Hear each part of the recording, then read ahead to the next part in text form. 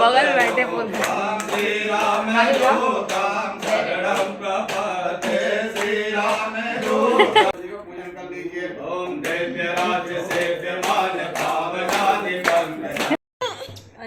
छोड़ दे छोड़ दे। सही बात है। नहीं बोलो थैंक यू बोलो बोलो। अरे नारायण नारायण नारायण नारायण नारायण श्री हरि नारायण नारायण नारायण श्री हरि नारायण नारायण नारायण श्री गुरु नारायण नारायण नारायण। हेलो एवरीवन, कैसे हैं आप सभी? आशा करती हूँ अच्छे होंगे और मन लगा के पढ़ाई कर रहे होंगे। तो यहाँ पे शादी अच्छे से संपन्न हो गई, सारी चीज़ें अच्छे से हो गई। आज बहू भी घर पे आ गई है। तो हम लोग के वहाँ संस्कार है ना कि जैसे जब बहू आ जाती है तो लड़के और लड़की दोनों को बैठा के सत्यनारायण भगवान की कथा सुना जाता है और बहुत सारी चीज़ें होती हैं, पूजा पाठ होता है। तो वही सारी चीज़ें अंदर चल रही हैं। शाम का टाइम है, इस टाइम में वीडियो शूट कर रही हूँ आप लोगों के लिए बाहर आके। और एक कमेंट आया था किरण यादव के नाम से, उन्होंने कहा था कि दीदी क्या इस टाइम में कोर्स लेना सही रहेगा?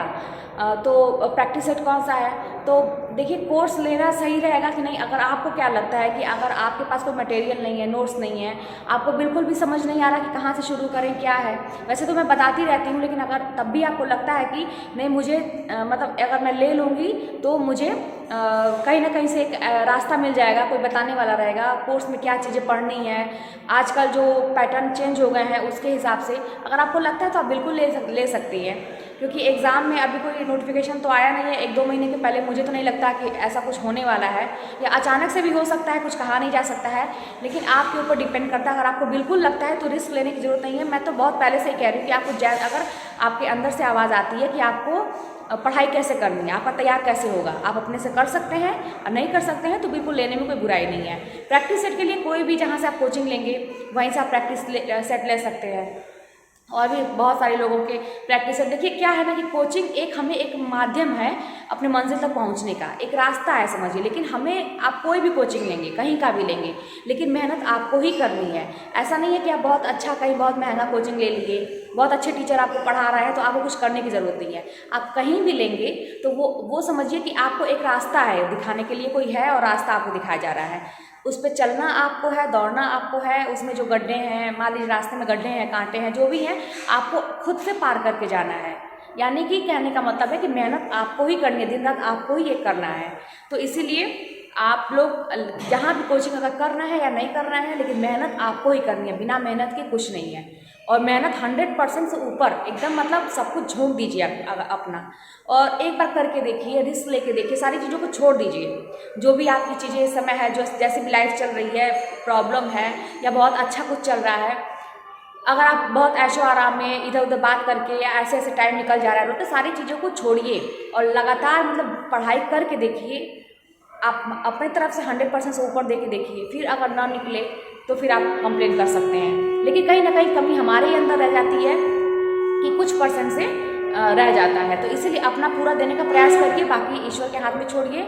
और बिल्कुल निकलेगा क्यों नहीं निकलेगा, ऐसे ही लोगों का सबका निकलता है। तो आप लोग को जो अंदर से आपकी आत्मा कहती है, थोड़ा सीरियस होने की आवश्यकता है। ये मत सोचिए कि फॉर्म डाल दिया है मैंने और ऐसे ही पढ़ रहे हैं, हल्के फुल्के में लेके चल रहे हैं तो ये गलती कर रहे हैं। क्योंकि पढ़ने वाले बहुत पढ़ते हैं, तैयारी बहुत लोगों की बहुत अच्छी होगी, वो लोग बस धार दे रहे हैं अपनी तैयारी पे, रिवीजन कर रहे हैं। तो आप लोगों को भी ये सारी चीज़ें ध्यान रखनी है और मतलब समझिए कि एक एक पॉइंट से भी लोग आगे हो जाते हैं। तो इतनी मेहनत करने की आवश्यकता है और बस एक बार मेहनत करनी है। एक बार सिलेक्शन हो गया ना तो उसके बाद से लाइफ एकदम स्मूथली निकल जा रही है। मेरा ही देखिए, अब शादी एंजॉय कर पा रहा है, छुट्टी मिल पा रही है और कोई टेंशन नहीं है ऐसा कि चलो ठीक है इसके बाद से अपना काम देखेंगे, ऐसा कुछ नहीं है। लाइफ स्मूथली चल रही है। तो आप लोगों का भी सब कुछ सही हो जाएगा, बस मेहनत करिए और पढ़ाई करिए। तुम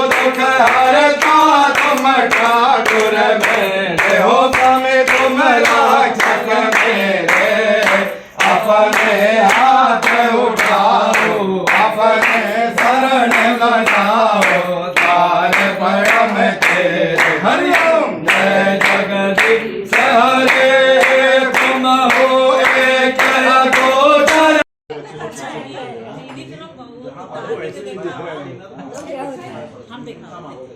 लाला मैं दिखा देती हूँ आप ही देख रहे हो ना नहीं सामने नहीं नहीं इधर से जाते हैं आप देखिए पहले देखिए और जाते हैं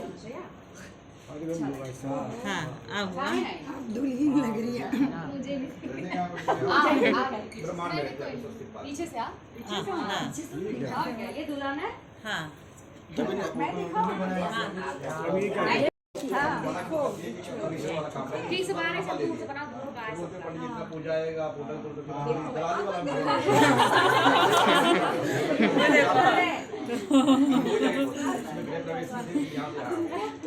हाँ चल फोटो हम वीडियो